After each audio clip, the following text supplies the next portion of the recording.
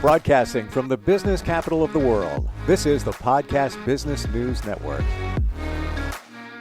All right, welcome back, everybody. We are going to dig into parenting today. If you found us, no doubt you typed in some of those keywords: becoming a parent, dealing with some of the challenges of being a parent. Lots to talk about today. And she is somebody that helps people with these challenges all the time. Where was she when I needed her? When I became a parent, the instruction manual, they didn't send it to me. I was checking the mailbox. It wasn't there back then. It was a mailbox. There was no email. I didn't get the manual of being a parent. So we're going to talk about that today. She is a fantastic psychologist, a renowned author, and part of this all comes from her book, Love Yourself, Love Your Life. Dr. Ann Creekmore is back with us. How are you doing today? Great, Steve. How are you? Really good. And the first thought I had here, talking about being a parent, when you're about to become a parent for the first time, it's this fear. Like, I don't know, how do I do this? How do I navigate through this? How do I deal with situations when they present themselves? And as parents, you figure it out along the way. But before somebody even considers becoming a parent, you have a section in here about questions one should ask themselves. Yes. I think it's very impactful. Mm-hmm. That came from the idea partly from some research that was done about working moms. And I believe it's mentioned in there. It's a book by, I think it's Arlene Russo Cardozo, or vice versa. It's been a while since I've looked at that, but it was an excellent book called Sequencing: Having It All, but Not Having It All at Once. And the research that they showed was how mothers who have children under school age actually really, stay kind of mentally intact, not super stressed out, overwhelmed, really can only work about 10 hours per week, or really have 10 extracurricular hours. That could even be including the 3 times you go to the gym, or a social lunch or something. And so really it's almost nothing. It's not even quarter time working. And then once your children are over, into school age, then women seem to be satisfied and comfortable in their lives, able to, not feel so stressed out if they do maybe part-time work, like 20 hours a week. And so that was one of the considerations when you're thinking about having children. Just like you said, we don't get any manual. I mean, we get a lot of training, right? We have to go through in order to get our license to drive a car, and all this preparation and tests and so on. But here we are doing probably the most important job of our entire lives, having children and raising children. And there's been no manual whatsoever, no warning. It's like a rude awakening. It's like at first when they're not even sleeping at night, you're not even getting basic sleep with newborns. So here, the idea, if you could kind of think ahead and say, well, wait a minute, can I work it out financially, which you can, so that I can be at home and enjoy those mothering years or fathering years who happens to be at home, because it could be either one these days or both, sharing. And before you kind of dive in and then you're completely over your head trying to work full time and then not able to even, get proper sleep so you can work, let alone do your second job that you rush home to do. Mm-hmm. I, bring back a memory. Somebody I'm connected to, he had just finished getting divorced. He now has a 2, maybe 3-year-old, and he's with somebody now. They're not married, and he just found out he and she are expecting, and he announced it to us and the rest of our group, and part of him was like, oh my gosh, what am I going to do? And then the other part of him was like, I'm good. She's a good person. I see myself with her for a long time. He was right in the middle of the finance part of it. How am I going to deal with this? Right. The logistics of having another child and all of that. And I said to him, listen, you're young. I want to say he's like 37 somewhere. I was like, you're good. You're in a good place right now. Don't tap the brakes. You'll be okay. It's all going to Right, work out. right. It And will. that's the That one was good. thing. That positive self-talk is everything, really, because then you can feel you got the energy and the wherewithal to keep your, focus and do well. So If that's good. I if It's I could talk to my younger self, it would be I would say to myself, it'll all work out. And my mom used to say that all the time. And of nice. course, when you're younger, you don't believe it. And even when you get older, until you start experiencing it, especially, and I know you even talk about addressing money challenges and parenting in your book. Um, Yes. that's one of those things, and I know it's a hard one to swallow when you're in the thick of it, because things will change monetarily in your life, but somehow it has a way of working out. It really can. You don't want to come from a poverty consciousness. You want to come from the Hmm. idea that, you are provided for and that it will work out, and be open to how that can work out. And in these cases, I can share a story about one of my clients many years ago. She was considering going back to work. I think she had three young children, and they may have been starting some of them into school. And so she had this idea of this job she's going to get. I think it was like a phlebotomist, at the hospital or something like that. And I felt like she was already overwhelmed, with what she was doing anyway. So I said, well, let's look at your budget. Could you possibly continue to, not work full time? And so, because that's part of it, just to look at your budget, put everything down. And then Hmm. you find when you look at your budget, there's things you just don't need anyway, or something you can do instead. But this was really interesting, because when we sat down with her budget, she's it she and we added everything up, because she was going to have to make quite a few changes. She's going to have to get uniforms. She's going to have to pay gas. She's going to have to pay daycare, which is very expensive, right? She before was at home and she had no daycare expenses for Right. three children, and so on. And it turned out, with the amount that and then she'll pay taxes, of course, on what she brings in, et cetera. Well, when we figured it out the very end, she literally was going to make $17 a week working full time, but after she had to take out all those other expenses. Wow. I know. So it's worth looking at the finances to figure out what can you do, and what are, these expenses, because, and also there's more hidden expenses when you're working full time. You have to think, hey, I can't fix a nice meal. I may have to stop and get food on the run I can't do it every night to make this a more economical meal, or maybe a healthier meal. I may be picking up fast foods. If the kids are in daycare, are they going to be sick a lot? Of course, they're going to be more exposed than if they were in a family care, or you're taking care of them at home. Then you got more doctor's bill, and you got time at the doctors. There's hidden costs as well. So it's, when you think about it, it may well be possible to work it out, to work part time and still make ends meet just as well, and live. And then you get to enjoy your motherhood or fatherhood, your parenthood more.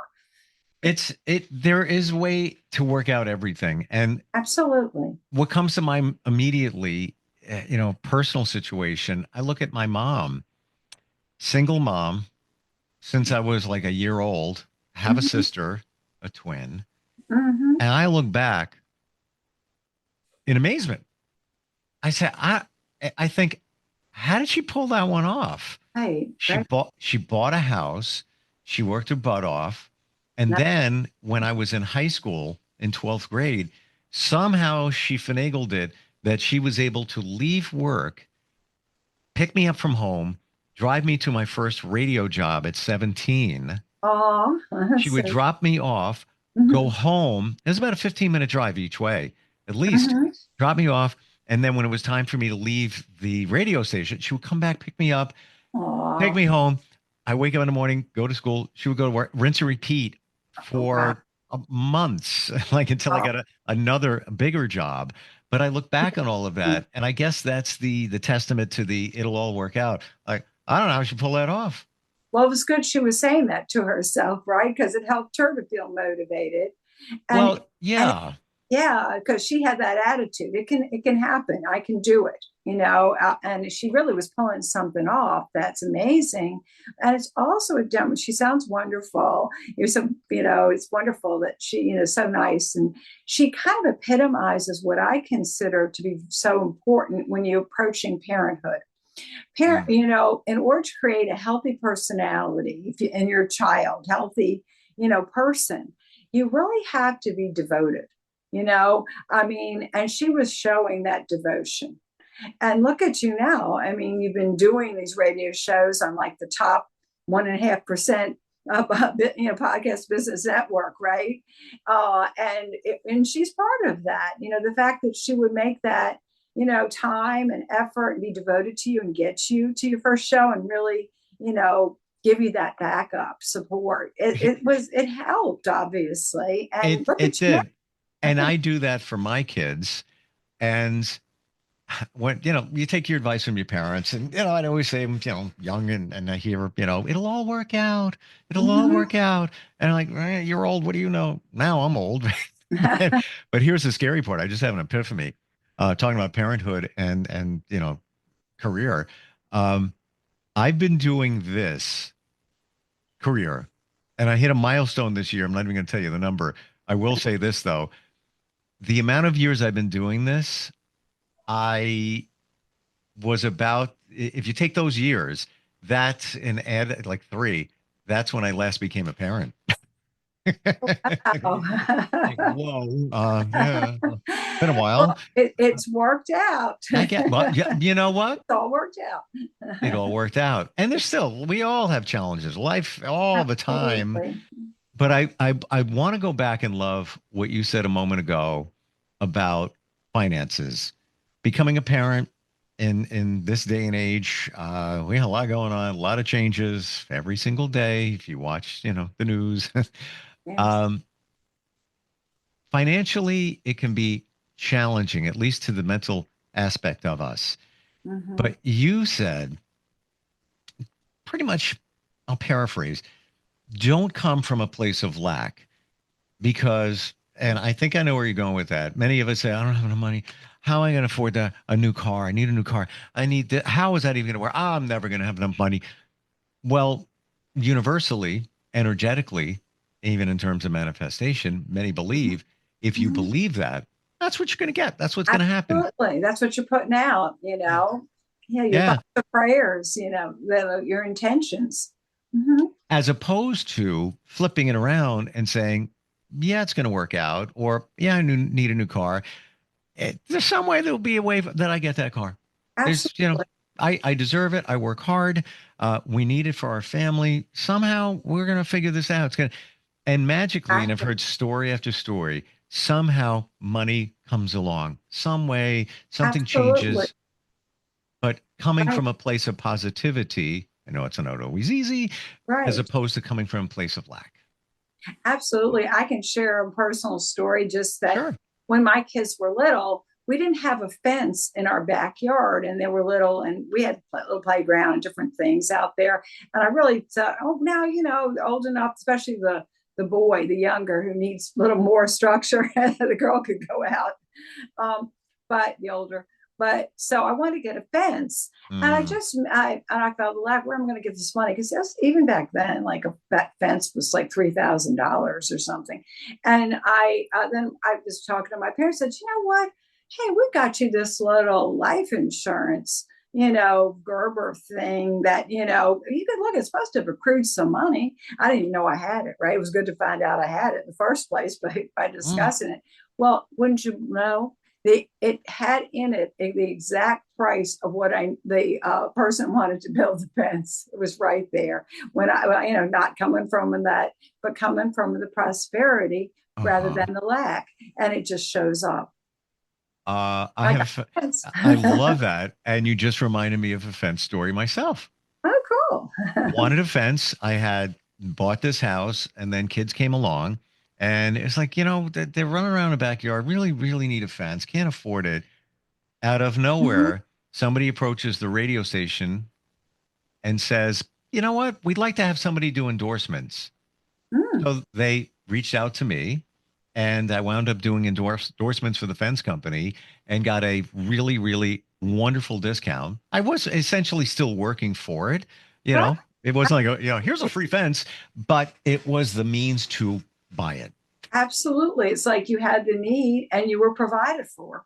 Came out of nowhere, just like you Right. said, the life insurance or Exactly. whatever. And so, for all the people that are religious or spiritual, that's what we've been told. We are provided for. And if we can just be open and not block it with our own negative thinking, it'll show up and we can just receive it and get what we need. Yeah. Don't question it. Just say cool when it Cool, shows right. up. Hey, Cool. perfect. Yeah. That's Thank exactly you. now. Here you go.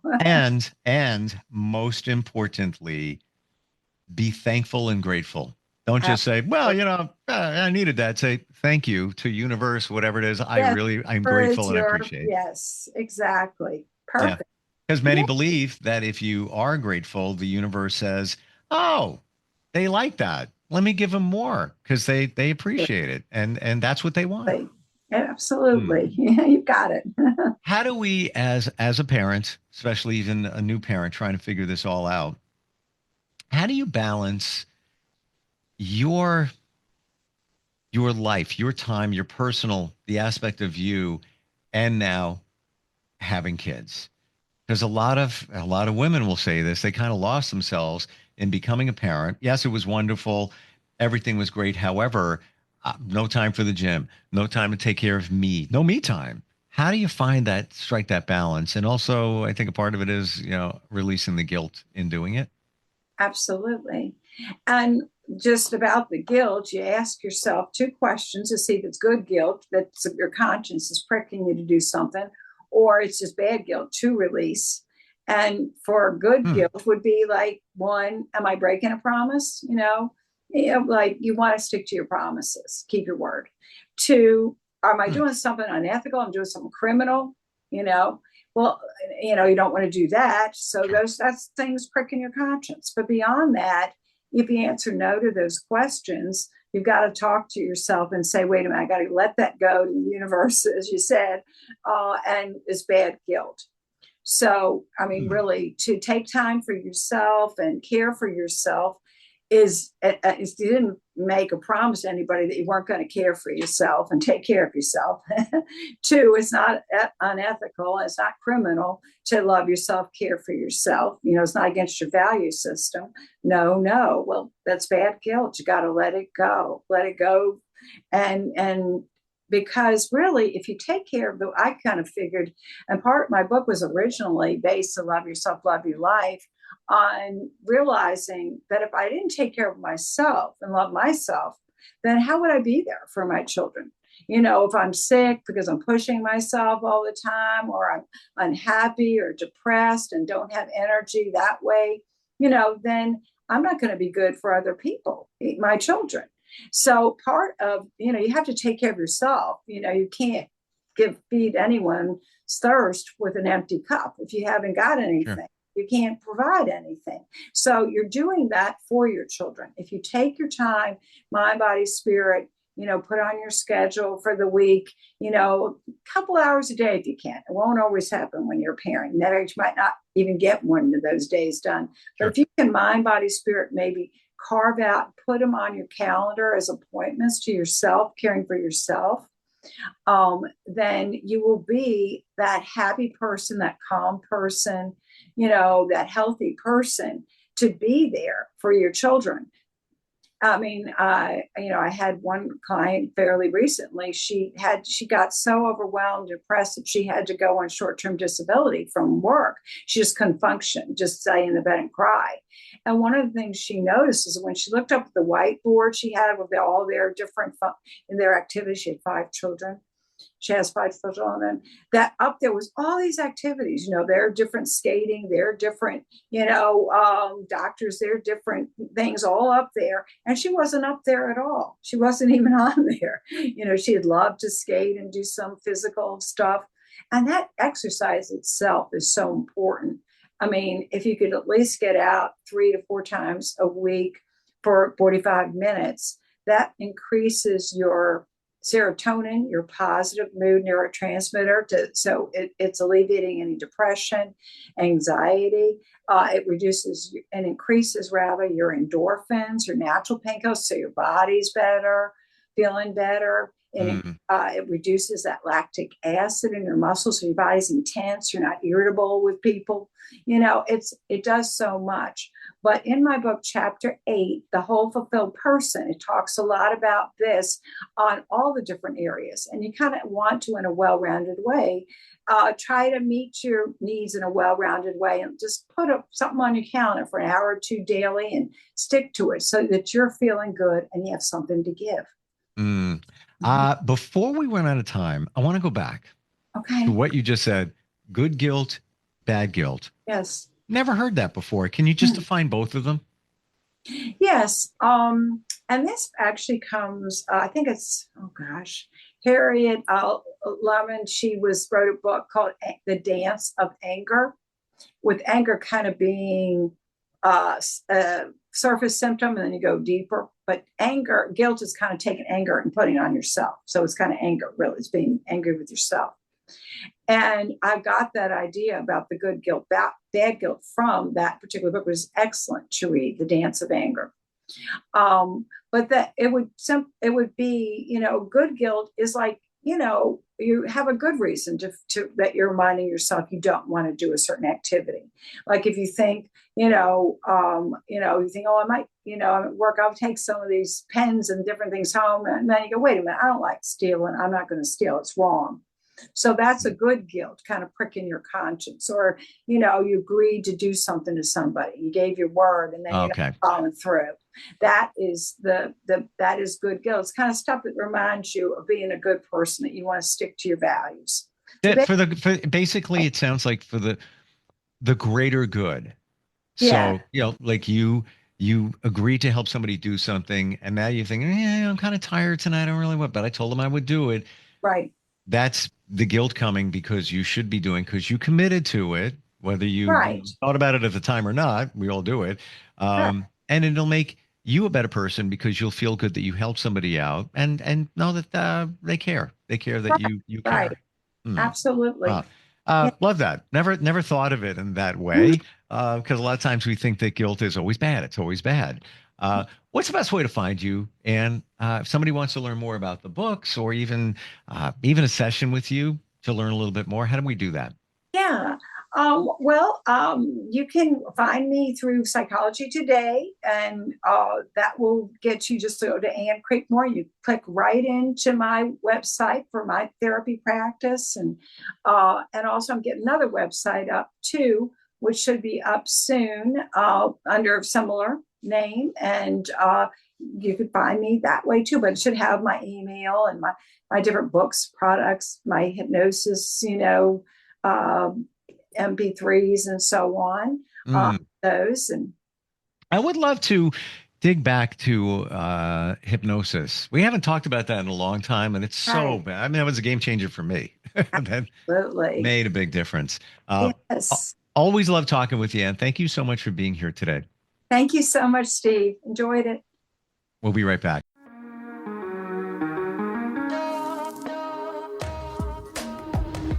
Broadcasting from the business capital of the world, this is the Podcast Business News Network.